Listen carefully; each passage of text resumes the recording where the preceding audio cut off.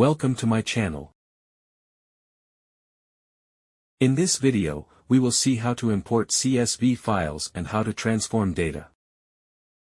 Here we will only do basic data cleaning. We will replace the blank/null data with categorical data. So let's start. Click on Get Data and from the list select the text/CSV option. An open file window will open. And now it will show the CSV files. Select the desired file and click Open. This will open the file in preview mode. Power BI selects the data type based on the first 200 records and it will show the first few rows of data. If you find the data okay, then you can load it to prepare the dashboard. Else select Transform Data, opt to modify the data. This will load the data in Power Query mode where you can transform the data as required. First, we will click on the arrow marked next to the column name.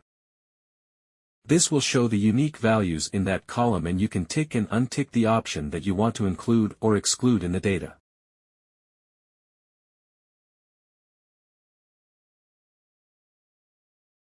Right-click the column name and it will show other available commands. Select and click the Replace Value to replace the blank value. Keep value to find as blank as we are searching for all blank or null value. Please enter the value which you want to give to blank value. Here we will change it to unknown as it will remove the null values and then click OK. Whatever transformation you do will be listed and shown in the Applied Step portion on the right side of the window. And from here you can delete it if you don't want it to run, else keep it and it will run every time you load or refresh the data. Power BI don't change the original file and it will run these transformations and update the data as required every time data is loaded.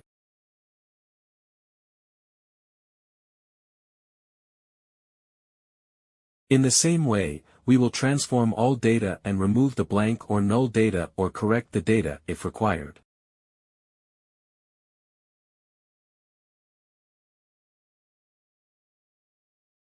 Once all data is cleaned and transformed, we will move ahead by applying all transformations and loading the data for visualization.